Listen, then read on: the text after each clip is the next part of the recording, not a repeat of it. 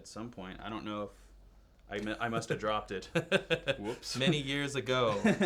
It was, and that's a Mac Mole. Mac Mole, real sick Strat. I don't play a lot of Strats, but when I do, sometimes it's this one. Hey guys, here at Thoman Gear University, and I have my friend Trey from Gear Gods. What's up, dog?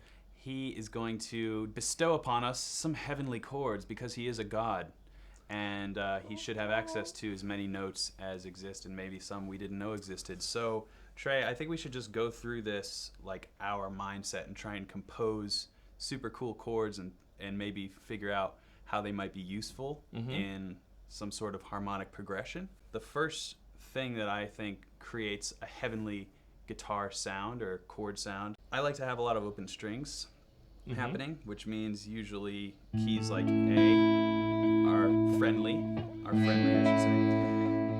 say. So in this sort of ethereal sound, we just have A major triad root position, and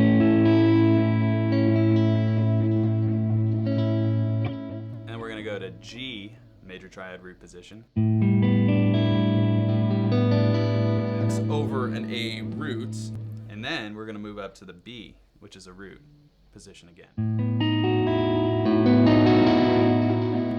Now what have we done? So what is the A acting as? This sort of thing, I see it as an 11, the E there. Because I'm looking at it as B is the root and that A is at a sort of flat 70 thing. Yeah. Okay. So it's so now we've got B add 11 over A, which is the flat 7. So it's kind of like B7 11. B7 11, which would be like something like this. But we're achieving all that pretty simply.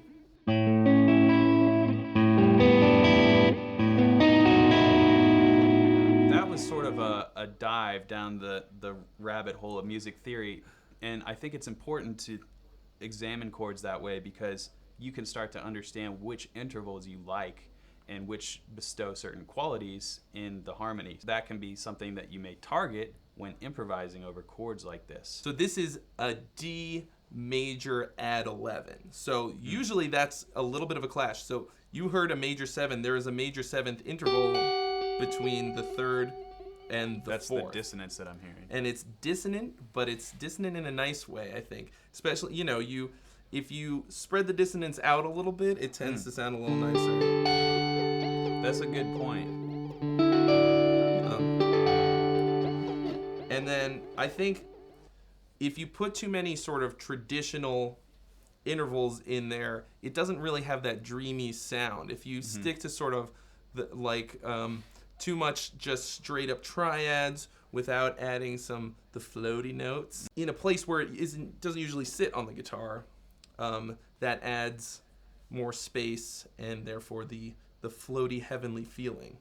The other one that I like to use is it's kind of just an inverted add 9 chord.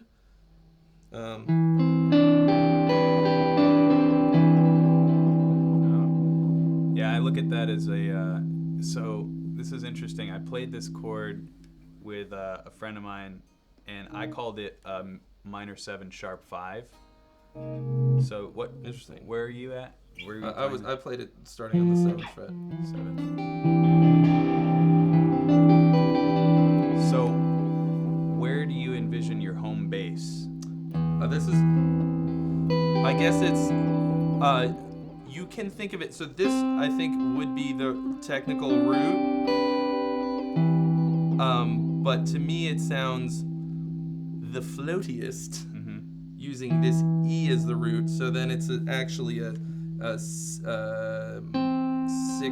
and a flat 7 and a minor 3rd and a 5th, so in this case it would be just a minor add 13, minor 7 add 13.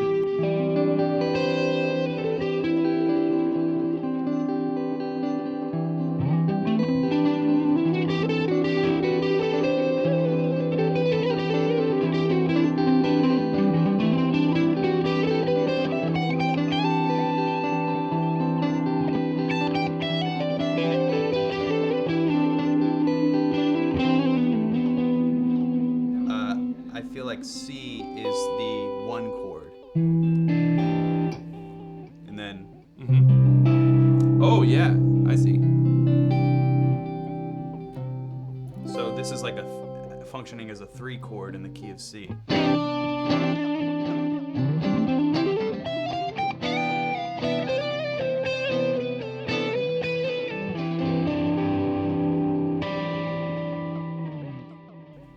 Yeah, Top notch. heavenly chords Those are with very my heavenly. friend Trey. I have to actually change cameras because this is so important.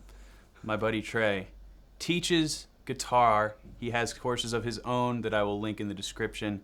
I highly recommend you check that out if you want to learn from a gear god.